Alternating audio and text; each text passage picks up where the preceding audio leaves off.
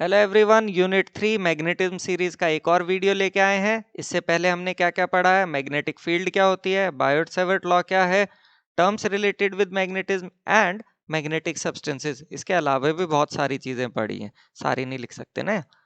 और इस वीडियो में क्या पढ़ेंगे, इसमें हम पढ़ेंगे भाई हिस्टेरेसिस के बारे में और साथ ही साथ applications of ferromagnetic substances based on hysteresis. चलिए, क्या आपको पता होना चाहिए। सबसे पहली चीज आती है magnetic field. It is the space around the magnet in which its magnetic effect is experienced. फिर आता है magnetic intensity. It represents the degree to which a magnetic field can magnetize a material. Formula होता है H equal to NI। Relative magnetic permeability, the ability of a substance to permit magnetic field lines through it. इसका formula होता है mu r is equal to B bye B not, या आप लिख सकते हैं म्यू बाय म्यू नॉट। फिर आता है ferromagnetic substances, substances which get strongly magnetized when placed in external magnetic field. ये दो तरह के होते हैं। सबसे पहला होता है हार्ड फेरोमैग्नेट्स, जिनका यूज किया जाता है परमानेंट मैग्नेट बनाने में। The material in which magnetization persists on removal of external magnetic field, और इसके एग्जाम्पल्स है एल्निको और लोडस्टोन। दूसरे आपके होते हैं सॉफ्ट फेरोमैग्नेट्स, जिनका यूज किया जाता है इलेक्ट्रोमैग्नेट बनाने में। Material in which magnetization disappears on removal of external magnetic field, और इसका एग्जाम्पल है soft iron. Hysteresis, the phenomena in which the value of magnetic field B is not unique for any given value of H and depends upon the previous history of the sample is called hysteresis। यानी कि ये वो phenomena है जिसमें magnetic field की value जो है वो H की किसी भी गिवन वैल्यू के लिए यूनिक नहीं होती है, और मैग्नेटिक फील्ड की वैल्यू डिपेंड करती है प्रीवियस हिस्ट्री ऑफ सैंपल के ऊपर। इसे हम कहते हैं hysteresis. It represents the behavior of a ferromagnetic material through a complete cycle of magnetization। तो ये complete cycle of magnetization से जब एक ferromagnetic material पास करता है तो उसका behavior कैसा होता है, वो hysteresis curve से represent होता है। एक और चीज, the area under the hysteresis curve represents heat loss और energy dissipation। तो अब हम इस कर्व को एक्सप्लेन करेंगे। पहले इसे हटा के दोबारा अपना बनाते हैं। तो देखो, सबसे पहली बात, suppose the material is initially unmagnetic, यानी कि बी भी जीरो और एच भी जीरो, यानी कि ओ की पोजीशन हो गई। अब हम क्या करते हैं, मटेरियल को रखते हैं सोलेनॉइड में और उसके अंदर करंट को बढ़ाएंगे। ठीक है, करंट बढ़ाएंगे तो आपका H इंक्रीज करेगा। अगर H इंक्रीज करेगा तो उसके कारण आपका B इंक्रीज करेगा और वो सैचुरेट होके A की वैल्यू पे आ जाता है, यानी कि O से A का कर्व हो गया।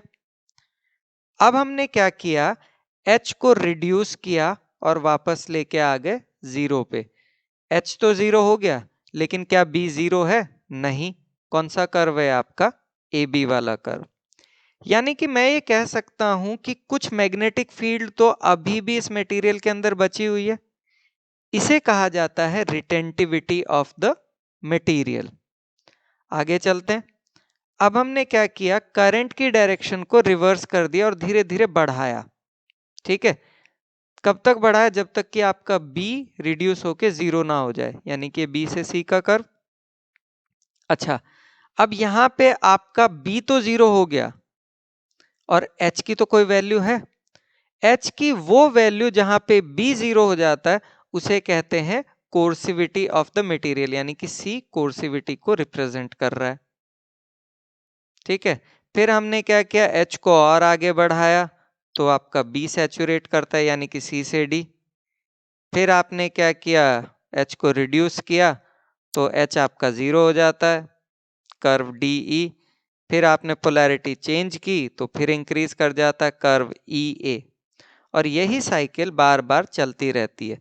तो ये आपका साइकिल ऑफ मैग्नेटाइजेशन हो गई, और ये पूरा का पूरा जो कर्व बना इसे हम कहते हैं हिस्टेरेसिस लूप।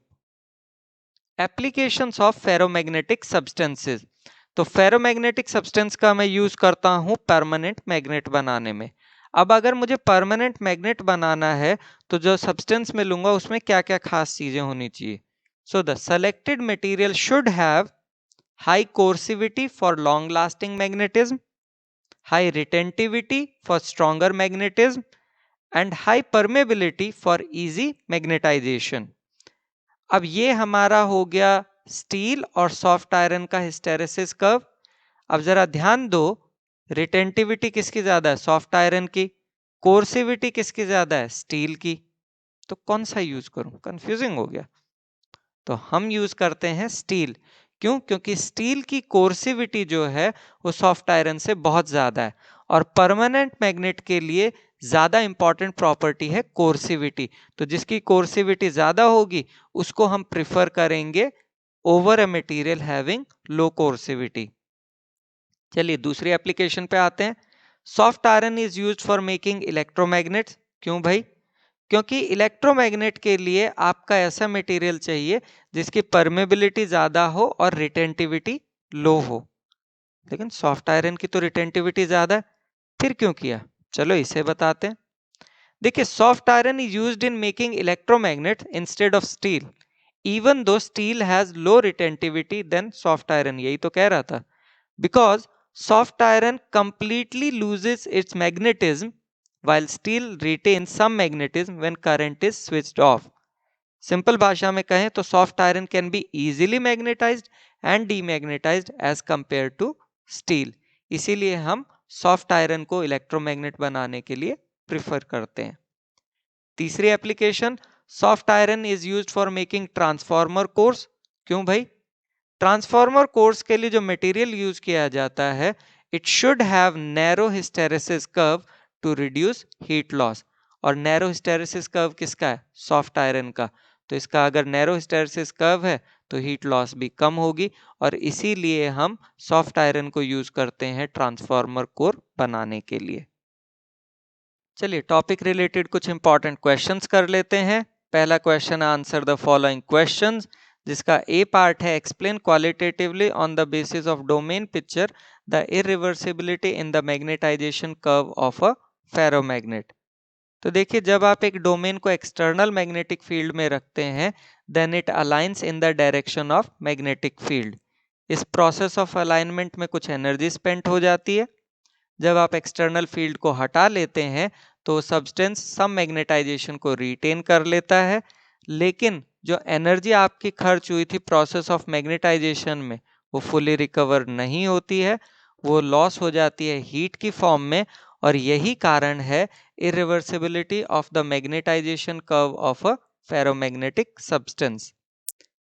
बी पार्ट पे आते हैं। The hysteresis loop of a soft iron piece has a much smaller area than that of a carbon steel piece. If the material is to go through repeated cycles of magnetization, which piece will dissipate greater heat energy? ये हो गया soft iron, ये हो गया steel. Area किसका ज्यादा है? Steel का। कम किसका है? सॉफ्ट आयरन का। हमसे पूछा गया है ज्यादा हीट एनर्जी कौन डिसिपेट करेगा? आंसर है carbon steel, because heat lost per cycle is proportional to the area of the hysteresis loop, और एरिया किसका ज्यादा है? स्टील का। सी पार्ट पे आते हैं। What kind of ferromagnetic material is used for coating magnetic tapes in a cassette player or for building memory stores in a modern computer? तो हम यूज करते हैं ceramics, also called as ferrites, which are specially treated barium iron oxides. और क्यों use करते हैं, इसका answer आपको डी पार्ट में मिलेगा। डी पार्ट है, a system displaying a hysteresis loop such as a ferromagnet is a device for storing memory. Explain the meaning of this statement. तो देखिए, magnetization of a ferromagnet is not a single valued function of the magnetizing field. Its value for a particular field depends on the field and also on the history of magnetization, that is number of cycles of magnetization and other factors. It means the value of magnetization is a record or memory of its cycles of magnetization.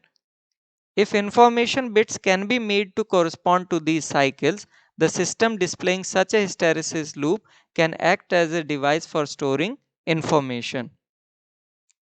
E part, a certain region of space is to be shielded from magnetic fields, suggest a method. तो इसके लिए हम क्या कर सकते हैं? Surround the region with soft iron rings. इससे क्या होगा? magnetic field lines will be drawn into the rings and the enclosed space will be free of a magnetic field.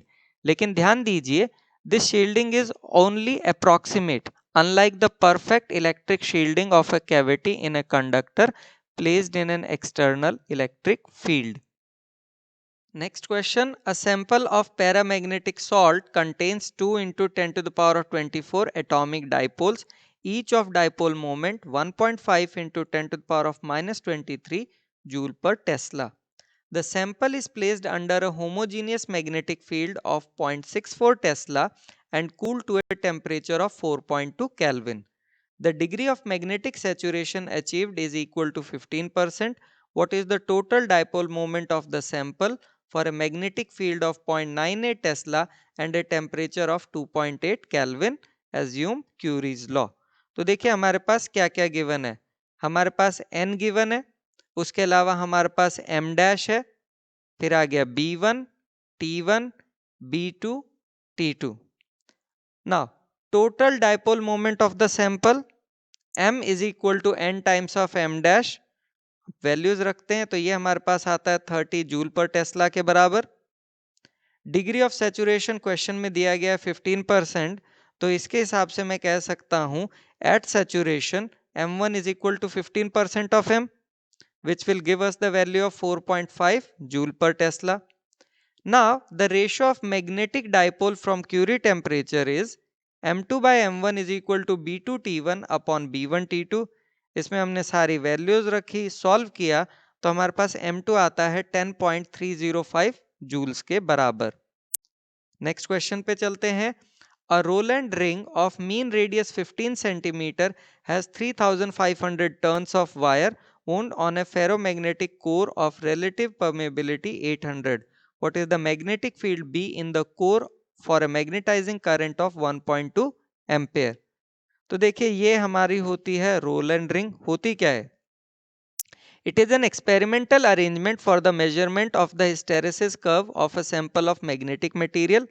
इसकी ज्योमेट्री जो है is usually a toroid of magnetic material around which is closely wound a magnetization coil and a sampling coil. तो simple भाषा में कहूँ तो एक ऐसा अरेंजमेंट है जो एक सैंपल ऑफ मैग्नेटिक मटेरियल का हिस्टेरेसिस कर्व को मेजर करने के लिए यूज किया जाता है. चलिए देखते हैं क्या क्या गिवन है. हमारे पास आर गिवन है, उसे मीटर में कन्वर्ट किया, एन गिवन है, म्यू आर गिवन है और करंट गिवन है. मुझे निकालना है magnetic field at the core. उसका फॉर्मूला होता है B is equal to mu r mu naught N I upon 2πr. इसमें हमने सारी वैल्यूज रखी तो हमारे पास B की वैल्यू आती है 4.48 Tesla. Next question. The material which is not suitable for making a permanent magnet is A. Steel, B. Ticonel, C. lead और D हो गया एल्निको. और इसका आंसर है लेड, क्योंकि लेड एक डायमैग्नेटिक सब्सटेंस है और बाकी तीनों जो है वो हार्ड फेरोमैग्नेटिक सब्सटेंस है जिनका यूज किया जाता है परमानेंट मैग्नेट बनाने में. Next question. Write two properties of a material suitable for making A a permanent magnet and B an electromagnet. तो देखिए अगर आपको परमानेंट मैग्नेट बनाना है तो चाहिएगी प्रॉपर्टी हाई रिटेंटिविटी और हाई कोर्सिविटी, और अगर आपको इलेक्ट्रोमैग्नेट बनाना है तो आपको प्रॉपर्टी चाहिएगी low retentivity and high permeability. Next question. Mention two properties of soft iron due to which it is preferred for making an electromagnet. तो देखो इलेक्ट्रोमैग्नेट बनाने के लिए कौन सी दो प्रॉपर्टीज चाहिए थी? लो retentivity and high permeability. Next question. What are permanent magnets? Give one example. तो permanent magnets are the substances that retain their ferromagnetic property for a long period of time at room temperature. और इसका example होगा steel, alnico, cobalt. कोई भी एक लिख सकते हैं. Next question. Mention the two characteristic properties of the material suitable for making core of a transformer. तो अगर ट्रांसफार्मर कोर बनाना है तो उसके लिए आपको चाहिए लो हिस्टेरेसिस लॉस और low coercivity. Next question. A part है write two characteristics of a material used for making permanent magnets. B part है why is core of an electromagnet made of ferromagnetic materials. तो देखिए पहले में हमसे पूछा गया है कि परमानेंट मैग्नेट बनाने के लिए जो हम मटेरियल यूज करते हैं उसके दो कैरेक्टरिस्टिक्स लिखो. वो दो कैरेक्टरिस्टिक्स हैं हाई रिटेंटिविटी और हाई कोर्सिविटी. दूसरे पार्ट में हमसे पूछा गया है why is core of an electromagnet made of ferromagnetic material. उसका कारण क्या है कि ferromagnetic material has high retentivity and low hysteresis loss, इसीलिए हम कोर ऑफ एन इलेक्ट्रोमैग्नेट के लिए फेरोमैग्नेटिक मटेरियल का यूज करते हैं। Next question, what is an efficient way of preparing a permanent magnet? So what we do, we place a ferromagnetic rod in a solenoid and pass current. The magnetic field of the solenoid magnetizes the rod and makes it as a permanent magnet. Now is the time for acknowledgement. Google, Bing, NCERT सबका धन्यवाद अगर कहीं से कोई data या image लिया गया है। And do watch the next video जो कि है यूनिट 4 EMI एंड AC के ऊपर। Thank you so much.